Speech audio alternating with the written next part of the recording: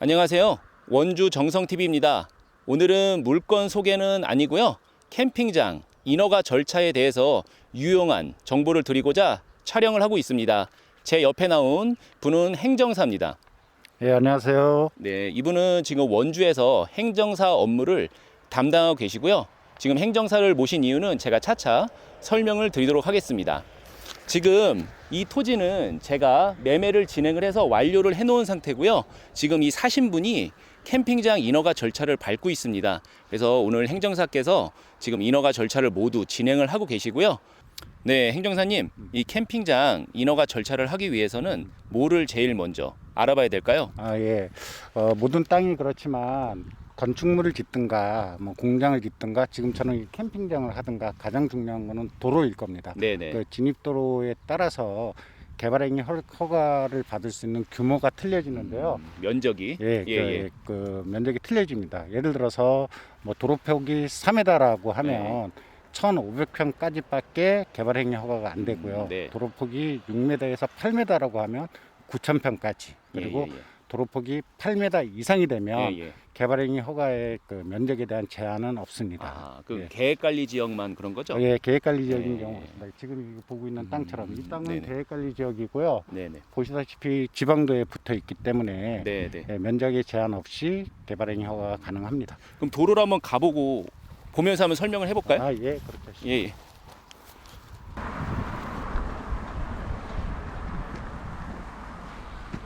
방금 행정사께서 말씀하신 도로인데요. 지금 이 도로 보면 10m 정도 될 것 같아요. 2차선, 그죠? 예, 맞습니다. 그럼 이 도로는 지금 오늘 토지가 계획관리 지역이기 때문에 면적 제한이 없다는 거죠? 예, 면적 제한 없이 전부 다 개발을 할 수가 있습니다. 그럼 만약에 요 1차선만 있으면 한 4m 정도 될 것 같아요. 그러면 이게 막 계획관리 지역이라 해도 아까 뭐 1,500평? 그것까지 이제 개발이 된다고 말씀을 하시는 거죠. 예, 맞습니다. 네, 그리고 이게 그러니까 제가 추천드리고 싶은 거는 이렇게 6m 이상, 8m 이상 도로가 접한 토지가 좋습니다. 그러니까 오토 캠핑장은 특히 6m 이상 그 도로를 다 확보해야 되기 때문에 이런 토지를 아주 추천을 드립니다. 네, 토지로 다시 들어가서 인허가 절차에 대해서 좀 알아보도록 하겠습니다.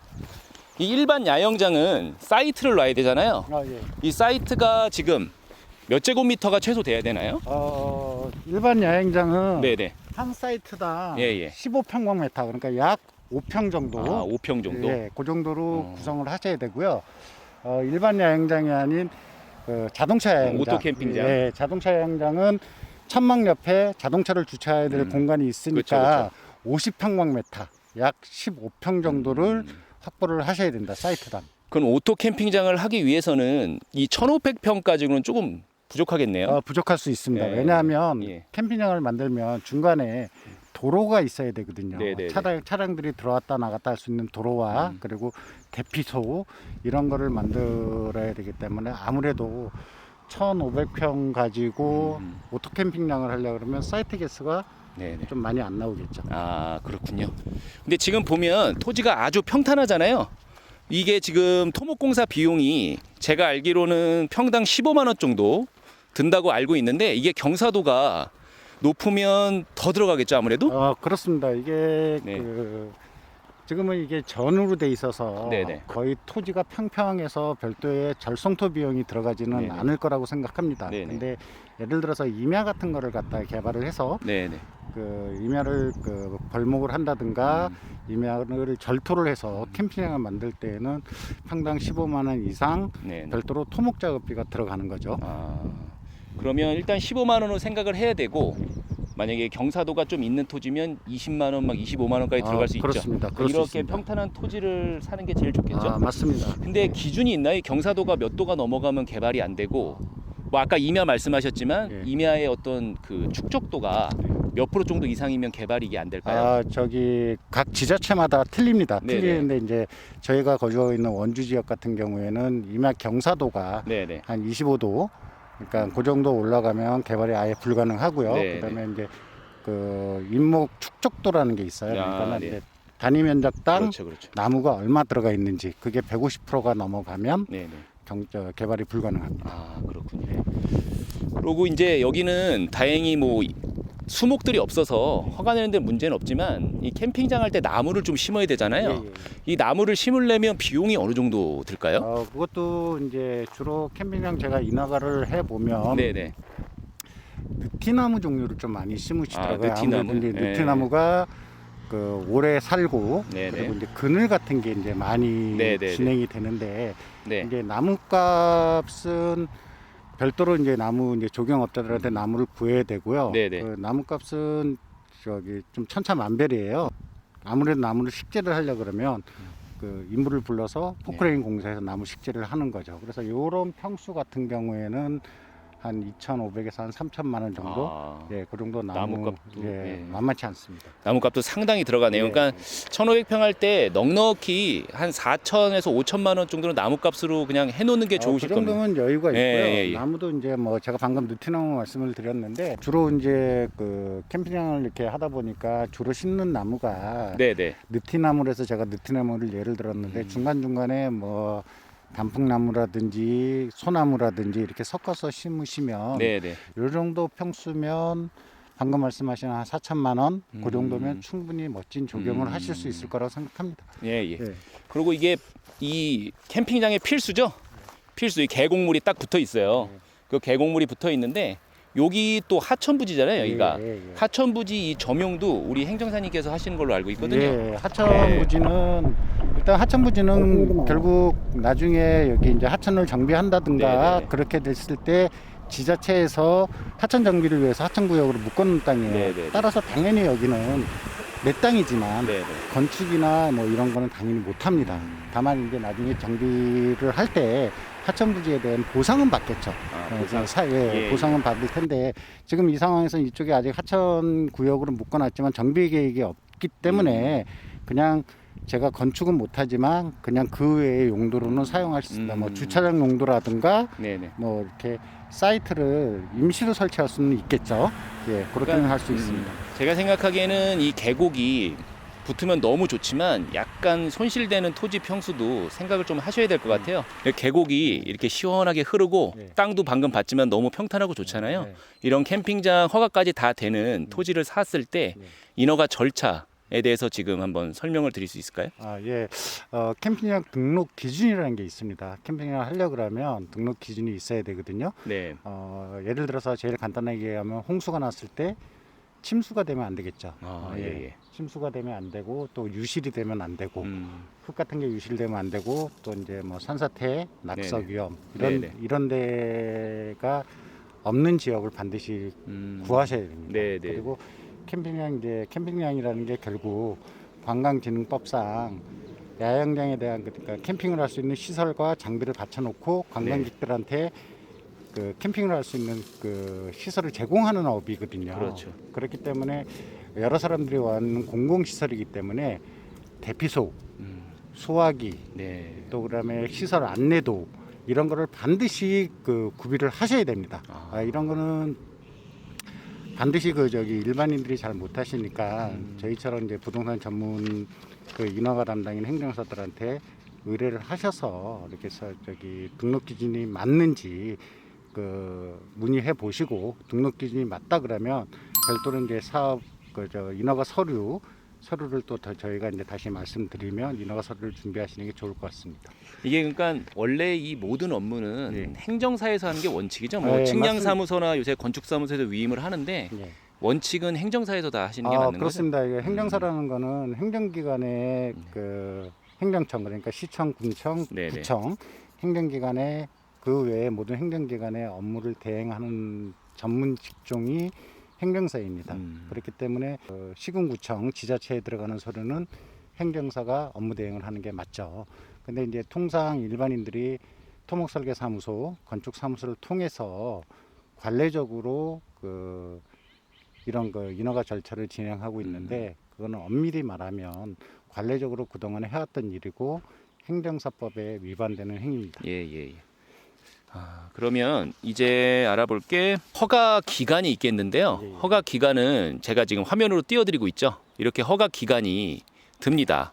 그 허가 기간에는 토목 설계가 한 7일, 산림 조사, 경영 계획 수립이 한 15일, 농지 전용 허가 신고가 15일. 여기서 농지 전용 허가가 나왔는데요. 농지 전용 허가라는 게 도대체 뭔가요? 예.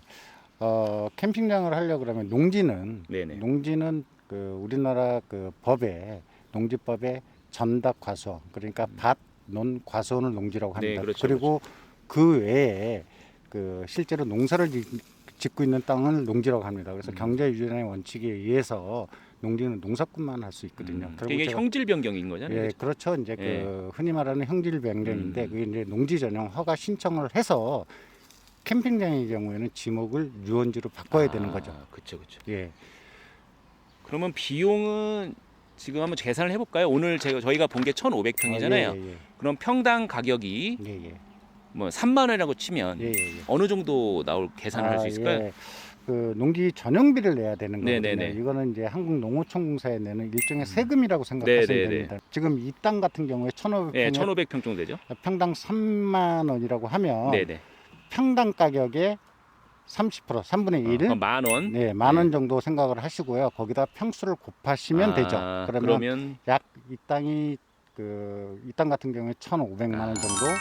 그게 이제 농지 전용비. 예, 그 아까도 농지 전용비를 납부하셔야 됩니다. 근데 오늘 토지가 예. 1,500만 원 정도는 더 비싸게 들잖아요. 예, 이거는 공시지가가 제가 봤을 때 공시지가가 제법 많이 나오는 땅으로 알고 있습니다. 그래서 공시지가가 그 예를 들어서 아까 말씀드렸던 그게 평당 15만 원, 그러니까 네네. 평방미터당 5만 원이 넘어가면 네네. 정확하게는 16만 5천 원입니다. 네네네. 16만 5천 원이 되면 그거는 이제 5만 원으로 5만 원, 평방미터당 5만 원으로 보는 거죠. 지금 이제 이렇게 예를 들어드린 거고요. 원래 캠핑장 하기 좋은 토지들은 이미 토지가 좋은 쪽에 속합니다. 그래서 공시지가가 이렇게 만 원 그렇게 하지 않고요. 대부분 저희가 이제 제 경험상 한 전용 비용을 한 3천에서 4천, 4천, 5천 이렇게 잡으셔야 될 거예요. 이 땅에 같은 경우는 한 5,500만 원 정도 농지 장비가 나온 거죠. 네, 그렇죠. 그다음에 이제 계속 설명드리면 관련법 검토가 30일이 걸립니다. 이 관련법 검토는 방금 말씀하신 뭐 침수가 되는지 그 지역에 뭐 민원이 있는지 뭐 이런 거에 대해서 지자체에서 검토를 합니다. 관련법 검토가 30일, 그리고 타당성 검토를 7일, 그 승인 및 검토가 또 30일이 걸립니다. 그리고 건축 허가 및 신고 접수가 7일, 그리고 개발행위 허가 도시계획 심의가 30일, 휴양림 조성계획 승인이 7일, 그리고 마지막으로 건축 허가 및 분할을 측량을 해야 되거든요. 분할 안 하시더라도 지적 측량, 그게 한 7일 정도 걸립니다. 그럼 총 소요 기간이 155일인데 이거 정확한 지금 날짜라고 볼 수도 있는데 그 지자체마다 좀 다를 수는 있습니다. 이게 5개월에서 6개월 정도 걸린다고 보시면 됩니다. 그리고 공사는 잘 하시는 분이 하시면 한 달 안에 하시는 분도 계신데 최대한 3개월 정도 잡으면 한 9개월에서 12개월 정도면 캠핑장 허가를 완료해서 공사까지 다 영업을 하실 수 있습니다. 그리고 허가 비용에 대해서 한번 알아볼 건데요. 허가 비용은 지금 토목 허가 비용은 저희 이제 요 선님께서 행정사분께서 이제 의뢰를 해놨잖아요. 그 토목 허가 비용 계약은 얼마 정도 했나요? 요거 같은 경우에는 그 보통 이제 토목 어차피 인허가 대행은 제가 해드리지만 그 농지 전용 허가, 이게 농지니까 농지 전용 허가를 또 받아야 되고 그다음에 또 관리동이나 이런 걸 지어야 되기 때문에 반드시 토목 설계 사무소와 그쵸. 그다음에 건축 사무소를 거쳐야 됩니다. 그쪽에서는 이제 기본적인 이제 인허가 서류, 그다음에 사업 계획도, 그다음에 이제 건축 같은 경우는 평면도 배치도 이런 거를 그려주는 거죠. 근데 이제 통상 원조 같은 경우에 또 이것도 토목 측량 설계 사무소마다 그 가격이 많이 틀립니다. 많이 틀리는데 이제 저희 의뢰인은 이게 얼마에 지금 계약을 했죠? 도시계획 아니요. 네, 도시계획 심의까지 해서 도시계획 심의 사항이거든요. 도시계획 심의까지 해서 1,500만 원에 계약했습니다. 1,500만 원. 예.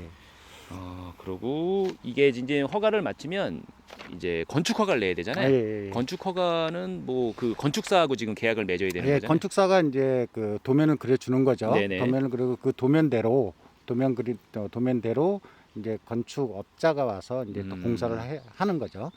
공사하는 거 말고 그 건축사랑 계약하는 게 한 한 계약 비용이 한 설계 그리는 데 있잖아요. 네, 설계 그리는데 한 400만 원 정도. 그 정도 들고. 그 정도 들어갑니다. 통옥 비용은 제가 잘 아는데요. 통옥 비용은 지금 아까 평탄화가 돼 있는 토지잖아요. 그게 평당 한 15만 원 정도 들 거예요. 그러니까 1,500평 계산하면 한 2억 정도, 한 2억 정도 드신다고 보시면 되고, 이게 지금 이제 오늘 좀 중요한 말일 수도 있는데, 캠핑장에 어떤 소매점이나 화장실이나 샤워장 이런 걸 져야 되잖아요. 그럼 최대 몇 평까지 안에 져야 되나요? 제가 알기로는 300제곱미터, 한 90평으로 알고 있는데 그게 맞나요? 네, 정확히 알고 계시고요. 300제곱미터 90평 그리고 전체 토지 면적의 10%를 넘어가지 못합니다. 건축 면적이. 그러면 예를 들어서 지금 1,500평이잖아요. 네. 그럼 150평까지 질 수 있는 건가요? 150평까지 질 수 있는데 그 캠핑장 같은 경우는 90평까지만. 캠핑장 시설은 90평까지만 지을 수 있습니다. 아무리 토지가 3,000평이 돼도 300평을 짓는 게 아니고 캠핑장 시설은 300제곱미터, 90평 안에서 건축을 해라. 그렇습니다. 그죠?